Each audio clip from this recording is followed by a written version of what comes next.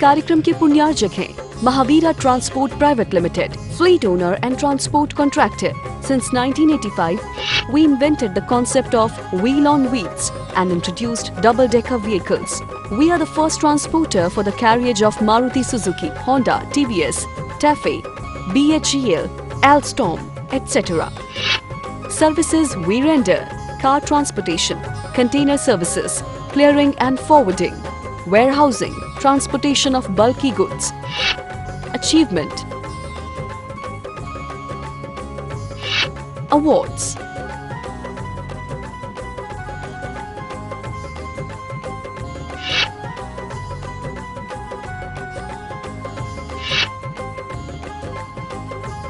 जय जिनेंद्र बंधुओं, स्वागत है आप सभी का हमारे इस बेहद ही खास प्रस्तुति में, जहां हम आपको प्रतिदिन संत शिरोमणि आचार्य भगवान श्री 108 विद्यासागर जी महाराज के मंगल दर्शन का सौभाग्य प्राप्त कराते हैं।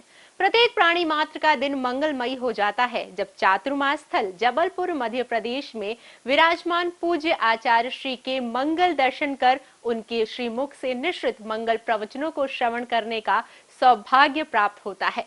तो आइए पारस चैनल के माध्यम से सीधे आपको दर्शन कराते हैं आचार्य प्रभु के।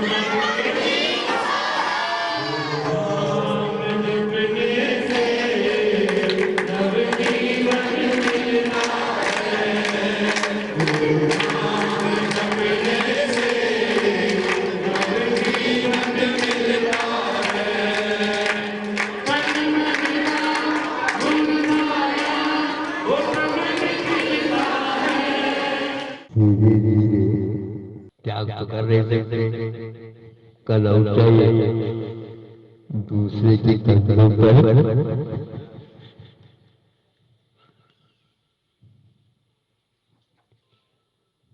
सहज उतार दिया। क्या मान करके, अरे पश्चिम के लिए कारण बन रहा है। द्रव्य क्षेत्र काल भाव के दिशा से कभी इष्ट और कभी अनिष्ट की कल्पना वस्तु में करते। यह स्वाभाविक तो नहीं है, किंतु वैभाविक, लेकिन वैभाविक भी एक प्रकार से अपनी ही आत्मा की कमजोरी है। तो वह आत्मा की बात संसारी प्राणी इस रहस्य को नहीं समझता हुआ नूतन और कर्मबद्ध कर लेता है।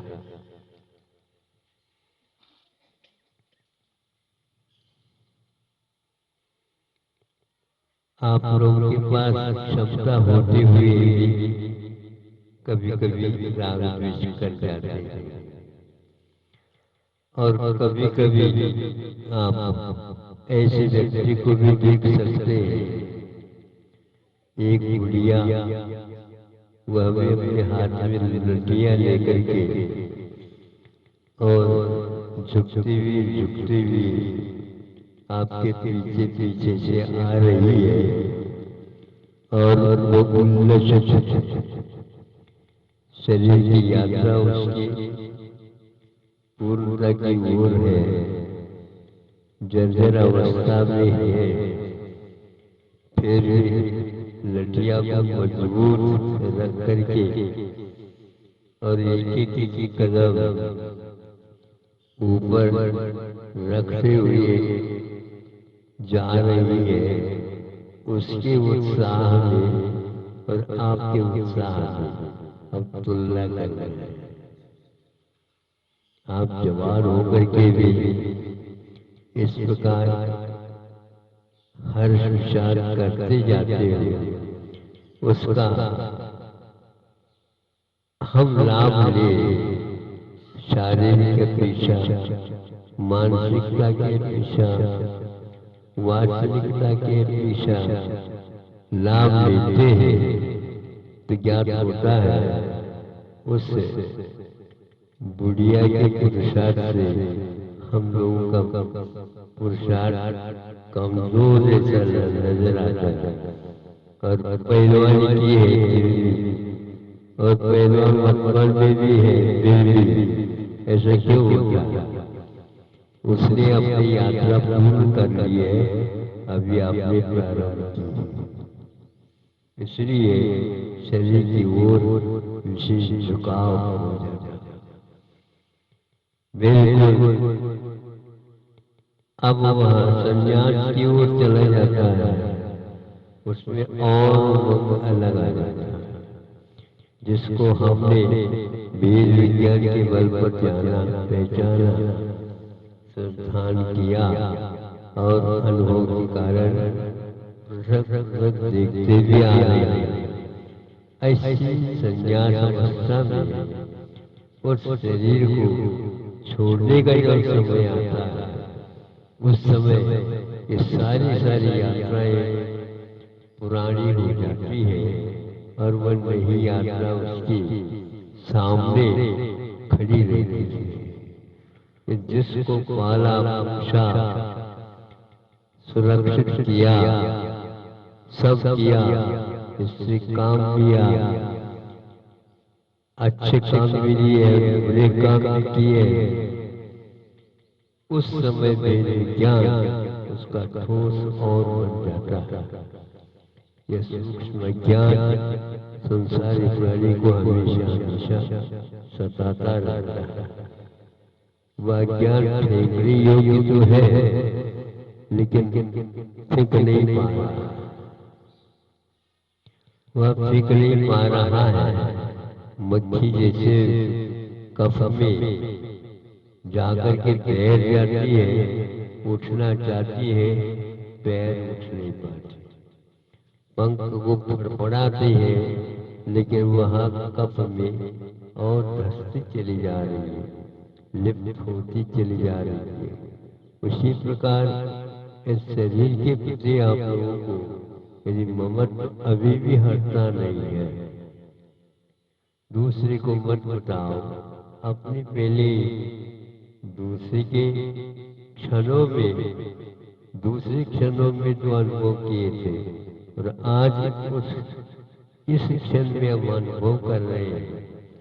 दोनों एक नहीं हो सकते, लेकिन दो होते हुए भी एक को मान करके पुनः दो को वह भूल जाता है और एक मान करके ही कदम उठाता रहता है। मोह के कारण ये होता है। उम्र दोनों की एक है, लेकिन एक संन्यास अवस्था में है, और वहां अड़िग होकर के ये सोचता है, दुनिया से नहीं, पर से नहीं, किंतु आत्मा से इस शरीर को। पर से तो सब जान रहे हैं कि मैं भिन्न हूँ, वो भिन्न है, वो भिन्न है, लेकिन शरीर से भिन्न है कहते हुए भी नहीं कर पाता है। वह ज्ञान के पेशा से, आस्था के पेशे से बहुत कमजोर है। इस कमजोरी को आपको मिटाना है। पहलवान कुश्ती है, पछाड़ देता है, अपने से भी ज्यादा मान लो ताकतवर कोई पछाड़ देता है, लेकिन जब वो थक करके सो गया है, नहीं समझे, और एक खटमल उसको काट लेता है, एकदम वह जाकर के हाथ उसके ऊपर गिर जाता है। बताओ, वह खटमल धीरवीर है क्या आपको पहलवान है? पहलवान कितना कमजोर है बताओ। बहुत कमजोरियां। इसलिए ये जो माल आप खिला रहे हो किस काम का होता है? एक खटमल की डंक को भी आप सहन नहीं कर पा रहे। एक मच्छी बैठती है, जल्दी जल्दी पहले कहीं भगा दो, तो आपको भी कोई भगा देते क्या करेगा बताओ। ये सब बातें अनुभव की है, ये स्वाध्याय में नहीं आती, किंतु अनुभव में बहुत अच्छी आती है। इसलिए कि हर्ष और विषाद अज्ञान के मूल कारण से होते हैं। इस अज्ञान को आप पछाड़ दो, क्योंकि वह आत्मा का ही परिणमन है। उसको आप समाप्त तो नहीं कर सकते हैं, किंतु अपना मानते हुए अपना नहीं मानना, और ये पराया है, पर के निमित्त से उत्पन्न हुआ है, लेकिन है अपना। जब अपना है तो उसको भी दफनाने के लिए प्रक्रिया की ओर जाना चाहिए।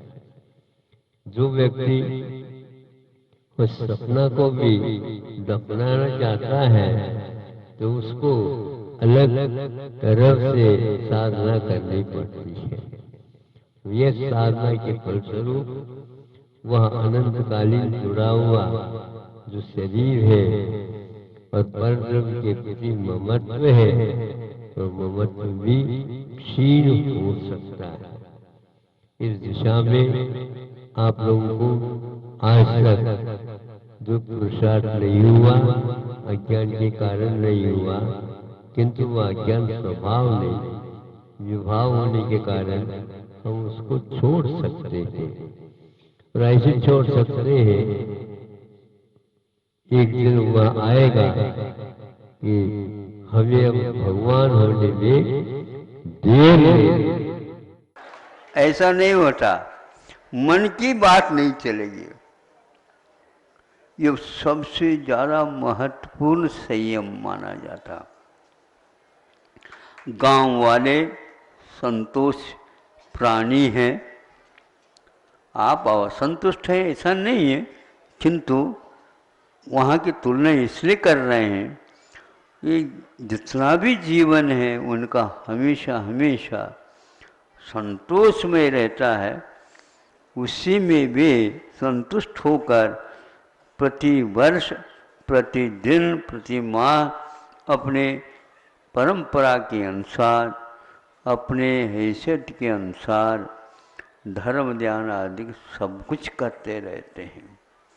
हाँ, जब कभी गांव से गुजरते हैं तो सर्वप्रथम बालक मंडली आती है और वो झालर और झंडे वो ये ले करके पहले नारा लगा रहे। हमने कहा तो भैया चिल्लर पार्टी पहले आई है। हाँ, तो ये संस्कार है। इसी से हम समझ सकते हैं कि हम उलझते जा रहे हैं, इसलिए कि मन की मांग को पूर्ण करने के लिए जा रहे हैं। मन की मांग आप पूर्ण करो, कोई बाधा नहीं, किंतु कितनी फालतू मांग है और कितने वाजिब है, इसको कम से कम लिस्ट बना दो। फिर इसके उपरांत उसमें प्राथमिकता कौन सी है सोच विचार करके उसको दे दो। खर्च के अनुसार आय या आय के अनुसार खर्च, ये भी अपने को देखना पड़ेगा। यदि आय नहीं है, आमद कम खर्चा ज़्यादा लक्षण है मिट जाने का, कुवत कम गुस्सा ज़्यादा लक्षण है पिट जाने का।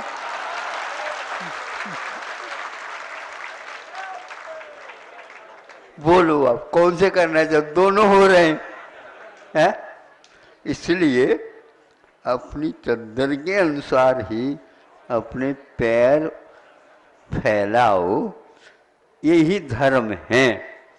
ग्रामीण लोग इतना ही करते हैं और आप लोग नहीं कर पाते, और सर्दी आप लग जाती है तो उसको दूर करने के लिए बहुत पैसा खर्च करना पड़ता है। थोड़े से गोड़ों को थोड़े ऊपर कर दो, सब ठीक ठाक हो जाता है। समय पर उठो, समय पर। अब यहाँ तो बहुत मुश्किल है, तो आपके लिए, आपकी समस्या को हल करने के लिए हमें भी बहुत परिश्रम करना पड़ता, सोचना पड़ता है। उनके लिए हमें कोई सोचना नहीं पड़ता, इसलिए हमने सोच लिया, मन भरता नहीं, तो कल से ऐसा क्या करो, अपने पास एक बस्ता लेकर के आया करो, जैसे विद्यार्थी आते हैं। संक्षेप से कहने जा रहा हूँ, आपने जो बात कही, दिखाने का जो उद्देश्य रखा होगा वह यही हो सकता है कि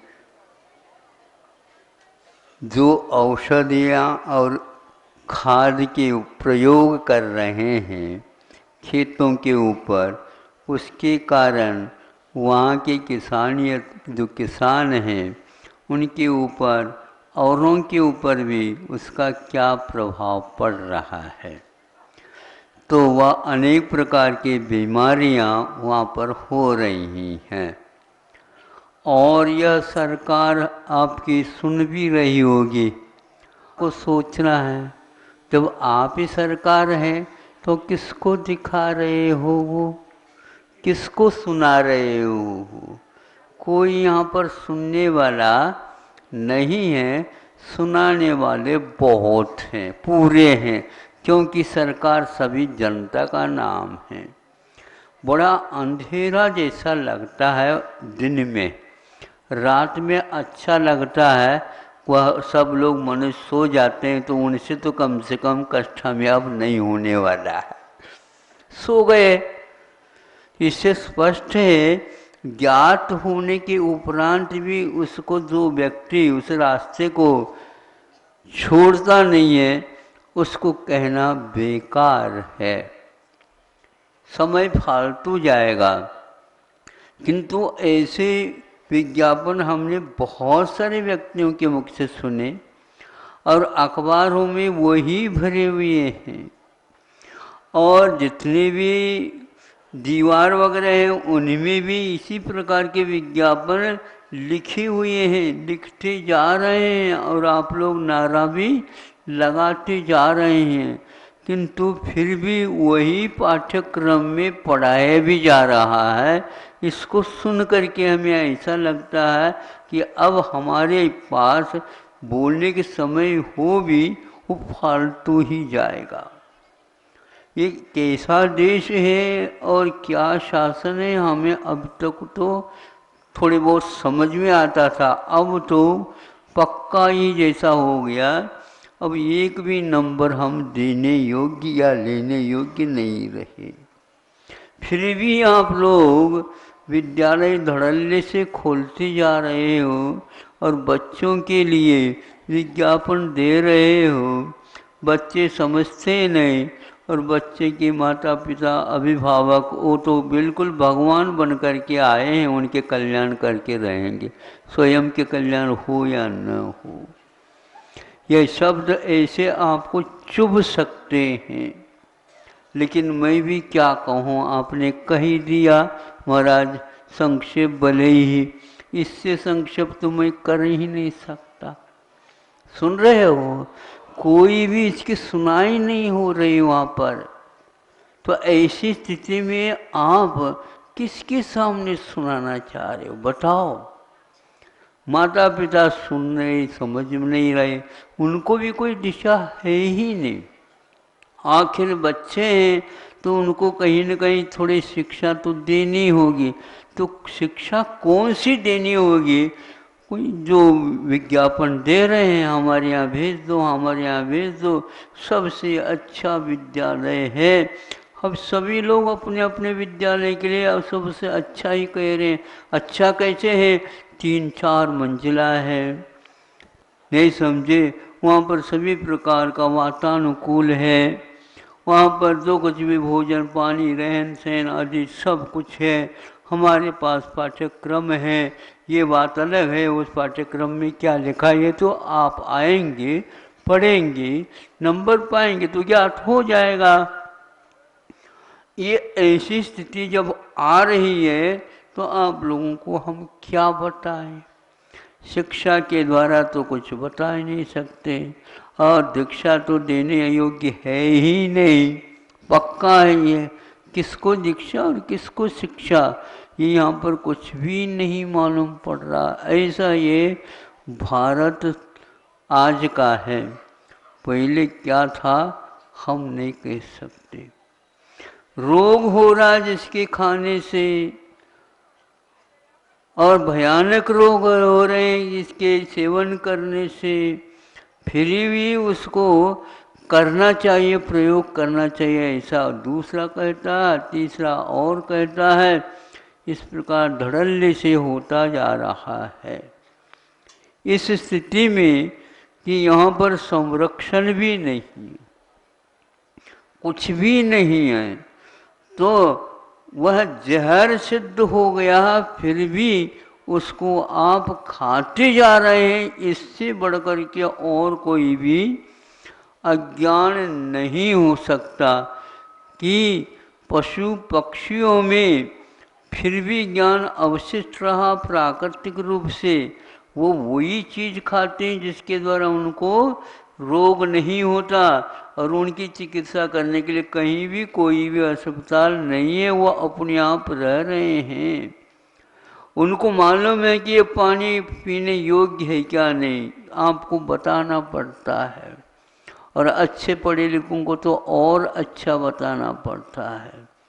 नहीं समझे? ये अब पानी वगैरह इन्होंने छोड़ दिया था, कुएं का पानी पीना नहीं, तालाब का नदी का पानी पीना नहीं, फिर कौन सा पीना? बोतल का पीना। अब बोतल में क्या, गटर का पानी रिसाइकल हो करके आ जाता तो भी पीना। ये कौन सा पढ़ा लिखापन है? ये कौन सा पढ़ा लिखापन है? हम शुद्ध खा रहे हैं, शुद्ध पी रहे हैं, उसमें क्या है हमें बताओ, कहाँ से आए बताओ। और कुछ नहीं है, लेवल शीशी में भर भर करके दिया जा रहा है। ऐसे भी व्यक्ति व्यापार चालू कर दिए हैं, बस शीशी चाहिए और उसमें भर रहे हैं और दे रहे हैं। हाँ बिल्कुल, काय का वाटर है, हाँ, वो आप ही जाना भैया। बिस्लरी, बिस्लरी क्या अर्थ, इसका अर्थ होता है? हाँ, नाम मतलब अनुवाद करते ही चली जाओ, उसमें भीतर क्या है ये तो वही जाने, भगवान जाने या पानी जाने।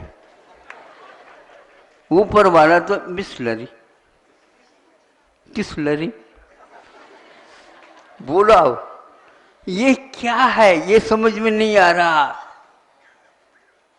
पहले छान करके पिया जाता था, प्राशु करके पिया जाता था, और उसको तो रोग का कारण बताया, और इसको क्या हमें बता नहीं पड़ रहा है, और ये धड़ल्ले से काम होता जा रहा है।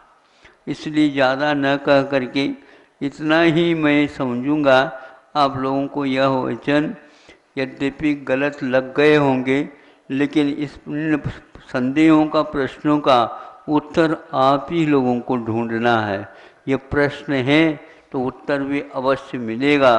यदि उत्तर यदि सरकार की तरफ से नहीं है तो आप लोगों को सोचना है कि क्या करना है, आपको सोचना है, क्योंकि युग में आप ही होनहार हैं, तैयार हो रहे हो पढ़ लिख कर के, लेकिन आपको सोचना है क्या पढ़ना होता है, क्या लिखना होता है, क्या सोचना होता है, क्या पढ़ाना होता है। ये सारे के सारे प्रत्येक क्रिया के सामने अब प्रश्न ही उठता जा रहा है। उसका उत्तर भगवान दे नहीं सकते, और हमें वह शिक्षा आती नहीं जिसका मैं उत्तर ढूंढ सकूं, लेकिन प्रश्न तो किया जा सकता है। आप भी करते हो, इस प्रश्न को भी सुरक्षित रखो और पूछो विज्ञान के सामने। अपने माता पिताओं को पूछ लो, सबसे उत्तम यही है। यदि वह नहीं देते हैं तो बच्चों को कहाँ पर भेज रहे हैं ये तो कम से कम उनको मालूम पड़ जाए। अपने यहाँ प्रासुक जल का जो विधान है उसके बारे में समझे थोड़े से।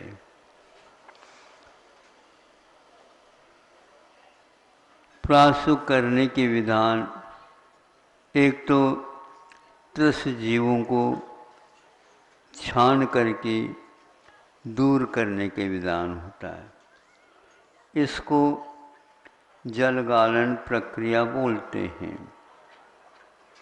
दूसरा, उस जल में अंतर्मुहूर्त के उपरांत पुनः त्रसों की उत्पत्ति होती है। एक बार आप जल छान लिया, हंडा पीपा भर दिया, फिर छुट्टी, ऐसा नहीं होता। इसीलिए उसको एक बार जल गालन करने से नहीं होता। अब बार बार कैसे करें या आप लोग जानो। एक बार मात्र करने से अंतर्मुहूर्त तक, एक प्रकार से पौन घंटे तक लगभग हो जाता है। फिर बाद में 24 घंटे तक आपका क्या होगा। दूसरा विधान यह है, यदि हम उस जल का गालन के उपरांत प्राशुक और करते हैं तो कैसे प्राशुक किया जाता है, तो उसके लिए कहा जाता है कोई न कोई ऐसा पदार्थ जिसमें डालने से वह जल एक प्रकार से कुछ घंटों तक आपके पीने के काम में आ सकता है, उसमें त्रसों की उत्पत्ति नहीं होती। लौंग डाल दिया या और की इलायची डाल दी या सौंफ डाल दिया, जो जल विकृत भी न हो किंतु उसके गंध, उसके रस से वहाँ पर उठने जो प्रदूषण रसों का उत्पन्न होना होता वो बंद हो गया। आप समझ रहे हो, ये चीज़ जो है इतनी महत्वपूर्ण है। आपके पास मान लो उबालने के कोई साधन नहीं रहा और वह उसके प्रासुकता को आप यदि बढ़ाना चाहते हैं तो 1-2 लौंग भी यदि आप खर्च करते हैं, इतने घंटों तक उस लौंग के पास ये हिम्मत है कि कोई भी यहाँ पर आक्रमण, आप लोग तो वैसे आक्रमण कर जाएंगे, तो वह लोग कहता है कि आपको आक्रमण करने नहीं देंगे हम। ये है प्रासुक करने के विधान, इस प्रकार और अन्यत्र नहीं मिलता। अब इससे आगे हम 24 घंटे यदि उसमें जीवों की त्रसजीवों की उत्पत्ति न हो तो उसके लिए क्या किया जाता है, तो आप लोग दूसरा अग्नि देवता का आश्रय लेकर के तो उसको उबाल लेते हैं। अब उबालने के उपरांत उसमें 24 घंटा किसी भी प्रकार से जीवों की त्रसों की उत्पत्ति होगी ही नहीं। इसके बावजूद भी एक और प्रक्रिया रहती है, वो ये है कि जल छानने के उपरांत जो उसमें सचेतता रहती है, उसमें एकेंद्रियपना जिसको बोलते हैं, उसी के कारण उस जल में पुनः पुनः त्रसत की उत्पत्ति होती है। उसको कैसे किया जाता है, तो इसका प्रासुकीकरण यह विधान है अग्नि के माध्यम से किया जाता है। इससे 2 गुण उत्पन्न हो जाते हैं। एक तो आप ठंडा पानी जो पीते हैं उससे जिह्वा इंद्र के वशीभूत हो जाते हैं, वह भी आपका संयम इससे पलता है। दूसरा, उसी पासुक करने के उपरांत उस जल को ज्यों का त्यों ऐसे ही बिना उबाले पीते हैं तो वह भीतर जाकर के आपके पेट में एक प्रकार से जीवों की उत्पत्ति में स्थान बन सकता है। मतलब एक प्रकार से आपके अप्रासुकिता के कारण आपके ऊपर धावा बोल दिया। अब आपको इसका ज्ञान नहीं रहता। आज वर्तमान में जो जल लिया जाता है वह नीचे से आता है। मात्रा भले ही आपके त्रसों की उत्पत्ति उसमें कम होती होगी, कुछ लोगों का कहना तो यह है कि उसमें जीवों की उत्पत्ति होती ही नहीं। हम इसके सिद्धांत के तो एकदम समर्थक इसलिए नहीं होंगे, आंखों से देखने में नहीं आ रहा इसलिए उसमें जीवन नहीं है, ऐसा नहीं कहा जा सकता। भिन्न भिन्न वातावरण में रहने वाले जीव भिन्न भिन्न रहते हैं, किंतु जितने जो आप नीचे से जाल लाएंगे खोद करके तो उसमें खनिज पदार्थ और आते हैं। ये बहुत महत्वपूर्ण बिंदु है। पेट की जितनी भी बीमारियां आज हो रही हैं उसमें कारण ये प्रासुक और अप्रासुकता का विवेक नहीं होने के कारण हो रही है। उस जल को बिना छाने यदि पी लेते हैं अथवा उस जल को छान करके भी पी लेते हैं, जो खनिज पदार्थों का प्रभाव रहता है वो किसी भी प्रकार से आप उससे बच नहीं सकते। तो भिन्न भिन्न धातु उसमें सम्मिश्रित होने के कारण आपके पेट के ऊपर, आपके लिवर के ऊपर, किडनी के ऊपर आदि आदि पाचन की क्रिया के ऊपर प्रभाव डालते हैं। तो आज पथरी वगैरह जो होने की प्रक्रिया है उसमें यह भी एक महान मुख्य गुण माना जाना चाहिए। उन पदार्थों को आप छान ही नहीं सकते क्योंकि उस जल में ही इस प्रकार का घोल है धातुओं का, उसको आप दूर कर ही नहीं सकते। उसके कारण भी हो रहा है, उसमें जीव नहीं है इसलिए ऐसा नहीं, जीव नहीं आप कह रहे हो, लेकिन जीव होते हुए भी उसको आप जब तक उस जल का संशोधन हो ही नहीं सकता, वो धातु निकाले नहीं जा सकते। इसीलिए जो बोरिंग का आज ये है वो बहुत खनिज पदार्थ नीचे से आ सकते हैं, इसमें कोई भी विरोध नहीं कर सकता कोई व्यक्ति। कूप का अर्थ अलग होता था किंतु इसका अर्थ अलग है। दूसरा, उसके लिए सूर्य प्रकाश की जो किरणें हैं वो उपलब्ध नहीं होते। हमारे यहाँ एक प्रासुक का विधान अच्छे ढंग से आप पढ़ेंगे तो मिलेगा, यदि स्वाध्याय नहीं करते तो ये तो आप याद तो कर लो कि प्रासुक के विधान बहुत होते हुए भी एक विधान ये भी है, हवा लगे और सूर्य प्रकाश उपलब्ध हो तो उस पानी को हम बिना उबाले हुए प्रासुक कर सकते हैं। आपके जितने भी वनस्पतियां हैं, सूर्य प्रकाश से यदि वह सूख जाते हैं, सूखने के उपरांत आप भाजी पाला वगैरह रखते हैं, मेथी की भाजी, चने की भाजी, पालक की भाजी, बथुआ, फितुआ, नहीं समझे? हाँ, नीचे भले ही गलन तो नहीं खाएंगे, ऊपर से स्नेह तो छूट नहीं सकता। हाँ, धनिया पत्ती, पुदीना, पुदीना, ये क्या है? ये होते हैं अब तो केले के चिप्स, हैं? तो ये सब क्या है ये?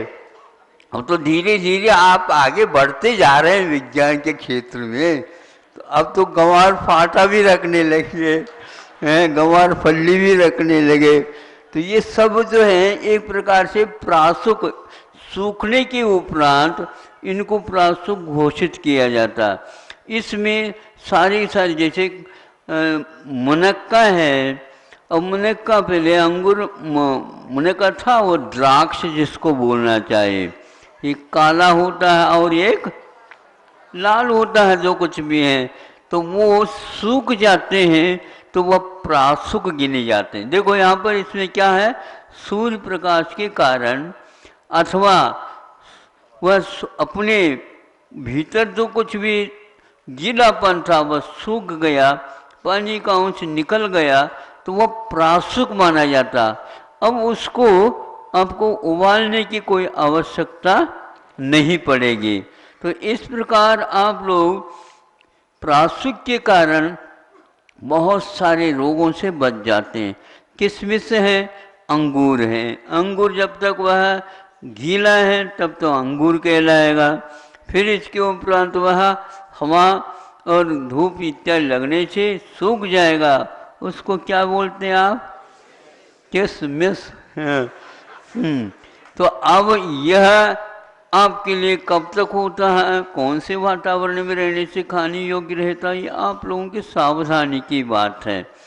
तो सूर्य प्रकाश और हवा के कारण जो सुखाव आता है, अब उसको अग्नि के द्वारा सुखाओगे तो भी नहीं आएगा।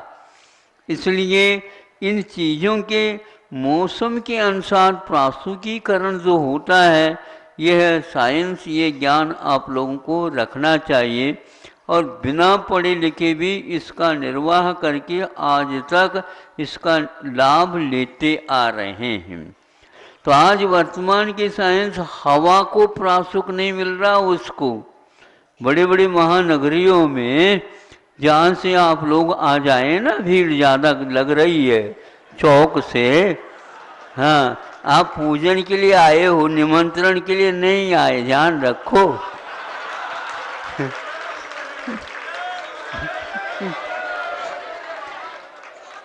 अध्यक्ष भी इसी में बह गए। सोचना तो चाहिए था, हमने यहाँ पर स्थापना की है तो अब कैसे आ सकते हैं दूर तक, उतना रखा तो है हमने, लेकिन सुनो, आप तो पूजन के लिए आए हो, फिर निमंत्रण रख दिया आपने पहले। हाँ सुनो, इसलिए हमने कहा हवा की प्रासुगिकरण चल रहा है, पानी की प्रासुगिकरण, तो वह सचित पानी जिसको हमने उबाला नहीं, छान तो लिया, किंतु उसमें भी भीतर जाने के उपरांत जीवों की उत्पत्ति के लिए योनिस्थान बनता है। इससे भी बचने के लिए वृत्ति लोग जितने भी होते हैं वो सारे प्रासुक भोजन तो लेते ही हैं, लेकिन पानी भी सचित न लेकर के पी करके वह 24 घंटा अपने पेट में जो रहेगा वह इसलिए किसी प्रकार से पेट में प्रदूषण पैदा नहीं करेगा। देखो पर्यावरण जो बाहर की बात आप करते हो और चिकित्सालय की भी बात करते हो, नहीं समझे, चिकित्सालय उसी व्यक्ति को जाना पड़ता है जो अपने पेट को प्रदूषण से मुक्त नहीं करता। सभी डॉक्टर लोग भी सुने, चाहे एक्यूपंक्चर वाले हो या प्रेशर वाले हो,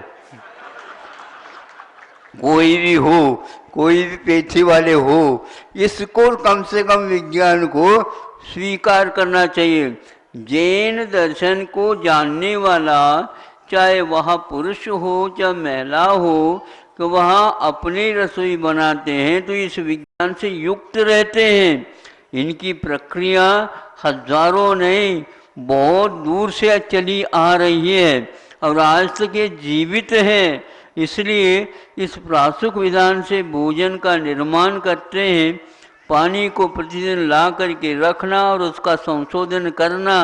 अब जो टैंक ऊपर चढ़ गया, अब तो जब स्वर्गवास होगा तो जाएगा ऊपर। क्या होगा उसका बताओ? उसका न ही मांझना है न मूंझना है, कुछ भी करना नहीं, हाथ डालना ही नहीं, कुछ भी नहीं है, तो कैसे प्रासुगिकरण है? हाँ, आप लोगों के जितने भी बिल्डिंग है, प्रासाद हैं, उन प्रासादों के ऊपर वो रखे जाते हैं, नहीं समझे? और कौन जाएगा वहाँ पर? ज़्यादा पानी हो गया तो पनाल जब आएगी तो अरे भर गया। ये स्थिति हो रही है। जल ही जीवन कहने वालों की ये परिस्थिति है। इसलिए शहर वालों को विशेष रूप से यह प्रशिक्षण लेना चाहिए और कुछ समय निकालना चाहिए। हम अपने प्रासुगिकरण को भूलने के कारण चिकित्सालय की ओर भाग रहे हैं, नहीं समझे? हवा भी ठीक नहीं है और जल भी ठीक नहीं है, तो दोनों ठीक नहीं है, तो मन भी ठीक नहीं है, तो तीनों बिगड़ गए। हम कैसे चिकित्सा करें इसकी? बोलो आप। इसलिए आप सावधान हो जाइए। यदि नहीं सावधान होंगे तो निश्चित है इसका कोई भी उत्तर नहीं है। तो वहाँ पहले के लोग इस प्रकार के जल का सेवन करते थे। प्रकाश भी रहता था, सूर्य किरण भी मिलते थे और हवा के द्वारा भी उसका प्रासुगिकरण होता था। आज पंखा चल रही है, हवा नहीं है, किंतु इधर के उधर हवा चला जाना, घुमाने से वहीं का वहीं वह हवा घूम करके उसमें जो प्राण बचता है वो भी समाप्त हो जाती। एक और मैं बात कहना चाहता हूँ कि जब वह अग्नि के द्वारा जल का प्रासुगिकरण हो जाता है, उसमें एक प्रकार से प्राण के जो घातक तत्व रहते हैं उनको निष्कासित किया जाता है। ये अग्नि के द्वारा प्रासुगिकरण माना जाता। हवा के द्वारा अलग होता है और अग्नि के द्वारा अलग होता है, और सम्मिश्रण के द्वारा जो इलायची, लौंग, मैंने अपने सौंप आदि के द्वारा इस 3-4 विधान के माध्यम से ऐसा होता है। किंतु इसमें बड़ी विवेक की आवश्यकता होती है। कैसे भी कर लो आप, विज्ञान पढ़ने के उपरांत भी हमें सावधानी रखने की बड़ी आवश्यकता है। ज्ञान अलग वस्तु होती है और सावधानी अलग वस्तु होती है। आप शास्त्र के जानकार होते हैं, स्वाध्याय करते हैं, किंतु जो ही शास्त्र स्वाध्याय का समय हो जाता है और आपके लिए कहा जाता है क्या समय ज्ञान, ऐसा नहीं कि सावधान, क्या अर्थ होता है ये? हाँ, सावधान का अर्थ, अवधान का अर्थ ध्यान दीजिए, सरस्वती वाणी को ले आ रहे हैं, सब लोग हाथ जोड़ करके सावधान होंगे, यानी प्रमाद से आप दूर हो जाएंगे। इसी प्रकार जीवन जीना चाहते हो तो प्रासंगिकरण के बारे में अब सावधान हो जाए। सबसे अच्छा है आज चौक के तरफ से जनता आई है, उनके लिए इस प्रकार का उपदेश आवश्यक भी था। आज क्या उपदेश दें ऐसा सोच रहा था, अब याद आ गया प्रासंगिकरण। समय आपका हो गया है, रोज आते हैं, लेकिन आज तो निमंत्रण के लिए कहा है इसलिए बहुत अच्छा है। इस कार्यक्रम के पुण्यार्जक हैं Mahavira transport private limited, fleet owner and transport contractor. Since 1985, we invented the concept of wheel on wheels and introduced double-decker vehicles. We are the first transporter for the carriage of Maruti Suzuki, Honda, TVS, TAFE, BHEL, Alstom, etc. Services we render: car transportation, container services, clearing and forwarding, warehousing, transportation of bulky goods. Achievement. Awards.